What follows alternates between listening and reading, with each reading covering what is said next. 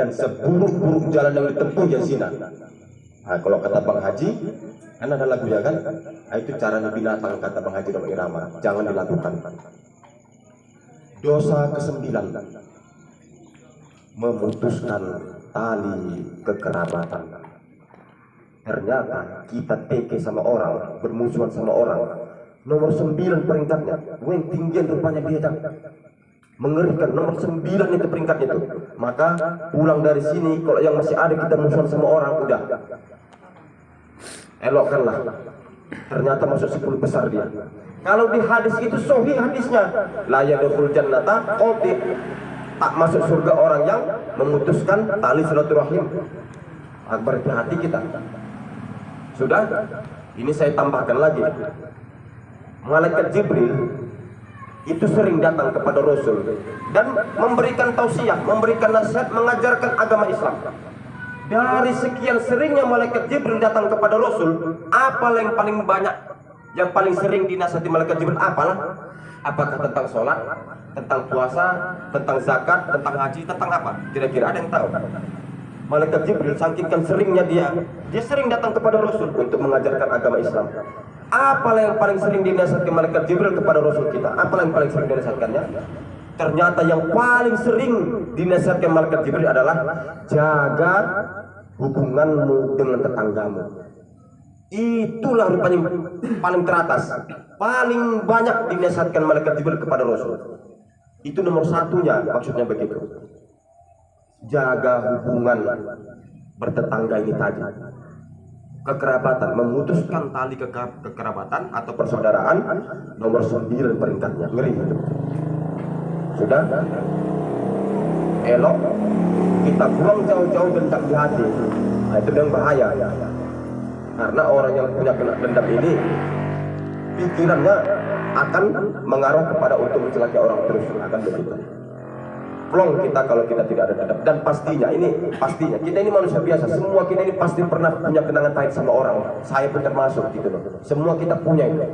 Karena kita hidup, macam mana namanya orang hidup ya punya masalah sama orang. Kenangan pahit pasti ada, pasti ada. Sekarang kita sudah dapat ilmunya kan, tinggal dipraktekkan kan. Ya, jangan kita memutuskan tali kekerabatan. Nomor 8, peringkat ke-8. Durhaka kepada kedua orang tua. Ini khusus bagi yang masih punya oma ayah, yang masih hidup maksudnya. Ternyata durhaka kepada kedua orang tua menempati posisi nomor 8. Kalau orang tua kita dulu bahasanya begini dia, hati-hati dengan durhaka kepada orang tua, karena ketika durhaka kepada orang tua 2 kali kena azab di dunia dapat, azab di akhirat dapat. Itu kata orang tua dulu dan memang benar. Nah, itu pula bukan hanya karena contoh film Malikundang itu, enggak, di contoh nyata pun memang seperti itu.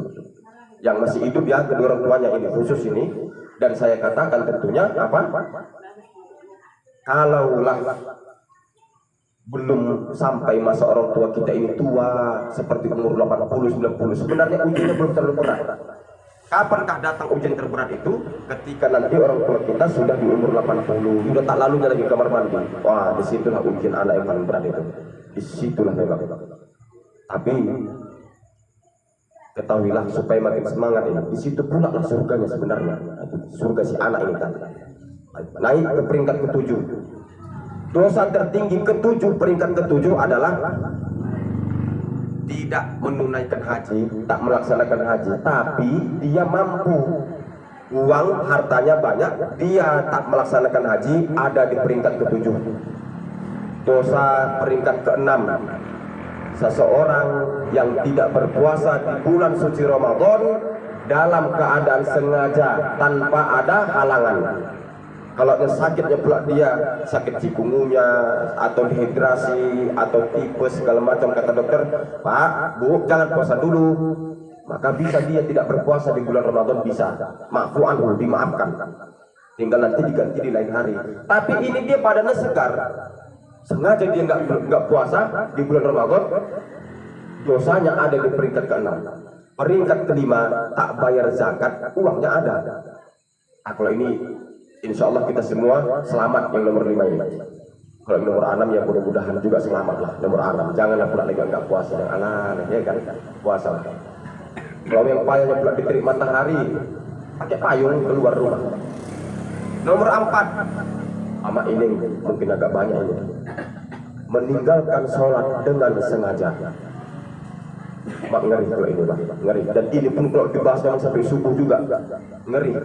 Meninggalkan sholat dengan sengaja. Nomor 4. Nomor 3, dosa sihir. Sihir ada palak di semua orang, dendam. Makanya tadi saya bilang buanglah dendam jauh-jauh. Begitu dendam datang, pikirlah dia ke dukun. Wah aku ada dendam sama orang, guna-guna dulu dia. Buat macam mana nak dibuat ini? Ampunlah dia tahu. Gila begitu tak sadarkan diri macam mana. Buatlah perut itu membusuk segala macam. Sihir ada di peringkat ketiga. Dan sihir itu lebih dekat kepada syirik. Hati-hati. Karena apapun nanti dikasihkan syarat sama jin itu diikutinya itu. Ambil nanti kapan ada anak gadis baru meninggal ya jam 12 malam, tapi galinya pakai cakar, pakai tangan sendiri. Iya, waduh kuntu kan dibuatnya. Ya namanya dah dihantui, dah iblis di dalam hati. Maka buang jauh-jauh dendam. Dendam itu kerjaan iblis. Nomor 2, ini pun insya Allah kita tak ada pelakunya di sini. Apa nomor 2 Ustaz? Membunuh darah seorang muslim. Membunuh darah seorang muslim. Nah itu peringkat kedua itu dari 73. Nomor pertama, dosa tertinggi dan tak diampuni lagi dosanya sampai kalau ada orang meninggal sampaikan meninggalnya dia tak sempat bertobat dari dosa yang ini, maka selamat tinggal sudah tak terampuni dosanya. Dosa apakah itu? Menduakan Allah Subhanahu wa taala. Kalau bahasa Islamnya apa? Syirik. Menduakan Allah Subhanahu wa taala itu dosa tak terampuni. Begitu meninggal dia tak sempat dia tobat, tak terampuni lagi itu. Nah, itu pula. Maka mari ya sama-sama benar-benar untuk kita hindari yang ke-10 ini tadi.